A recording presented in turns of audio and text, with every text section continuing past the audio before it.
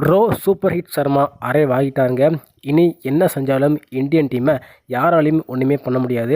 அந்த அளவுக்கு இன்றைக்கி ஒரு சம்பவத்தை முதல் ஒரு நாள் போட்டியிலே ஆப்கானிஸ்தான் டீமை ஓட அடிச்சிருக்காருங்க.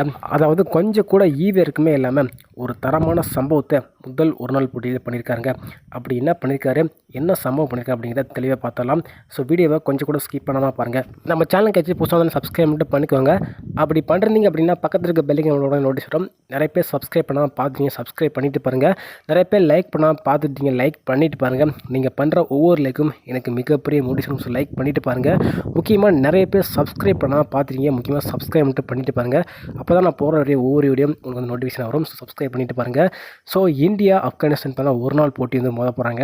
அதில் பயிற்சி போட்டி இப்போ ரோஹித் சர்மா உள்ளே வந்திருக்காரு. வந்த முதல் போட்டியிலே ரோஹித் சர்மா பயிற்சி போட்டியில் ஒரு தரமான சம்பவத்தை பண்ணியிருக்காரு. முக்கியமாக இந்தியா டெஸ்ட் போட்டியில் மிகப்பெரிய வெற்றி வந்து அடைஞ்சிருந்தாங்க. 3 ரன் வித்தியாசத்தில் வெறும் 3 நாளில் இந்தியா ஒரே போட்டியில் அதிரடியாக வின் பண்ணாங்க.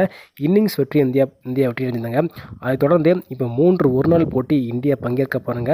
13ஆம் தேதி முதல் ஒரு நாள் போட்டி ப்ளே பண்ண போகிறாங்க. அதுக்கு முன்னாடி இந்த பயிற்சி போட்டி நடந்துட்டுருக்கு. இந்த பயிற்சி போட்டியில் டீம் ஏ டீம் தான், அதாவது இந்தியாவோட ஏ டீம் தான் ப்ளே பண்ணிட்டாங்க. அந்த ஒரு டீமில் ரோஹித் சர்மாவும் தான் பங்கேற்றிருந்தார். அந்த போட்டியில் ஒரு தரமான சம்பவத்தை பண்ணியிருக்காரு.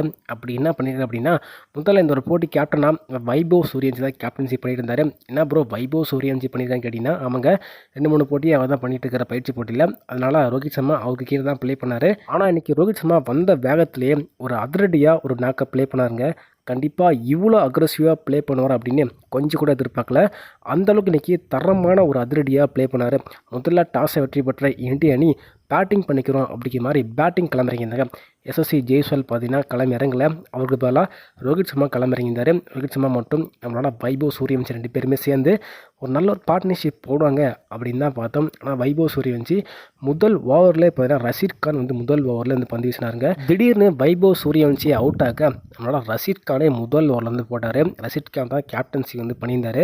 நானே முதல் ஓவரில் போடுறேன் அப்படிங்கிற மாதிரி முதல் ஓவரில் 3வது பந்தைய ரஷீத் கான் அதனோட வைபவ் சூரியவன்சியோட விக்கெட் எடுத்தார். அதுக்கப்புறம் இந்தியாவோட பேட்டிங் செம்மையாக போயிட்டு இருந்துச்சு. ரோஹித் சர்மா மற்றும் நம்மளோட ஸ்ரேயஸ் ஐயர் வந்து விளாண்டுருந்தார். ஸோ 2 பேருமே நல்ல ஒரு பார்ட்னர்ஷிப் போட்டு மேட்சை வந்து பொறுமையாக கொண்டு போயிருந்தாங்க.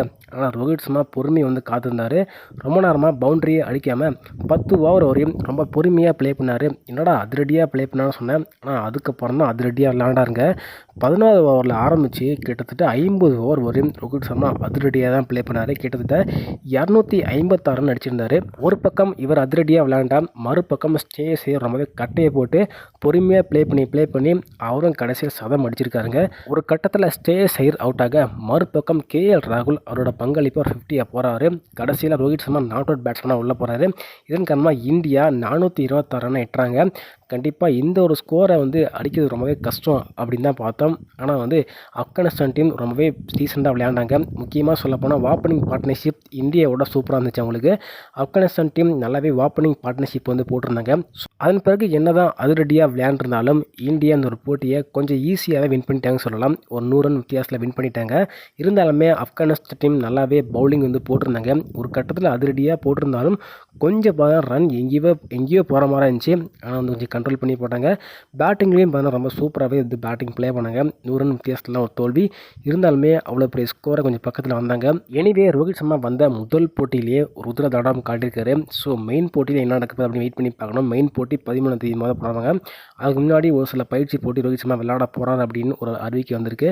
வெயிட் பண்ணி பார்க்கலாம் என்ன நடக்குது அப்படிங்கிறது. சரி நீங்கள் சொல்லுங்கள், இந்த ஒரு போட்டியில் ரோஹித் சர்மா ஃபார்முக்கு வந்துட்டார். ஃபார்மில் எப்பயுமே வந்துட்டு இருக்காரு. அடுத்த போட்டியில் என்ன சம்பவம் பண்ண போகிறார் அப்படிங்கிறதையும் கருத்துக்களாக போட்டுவிடுங்க.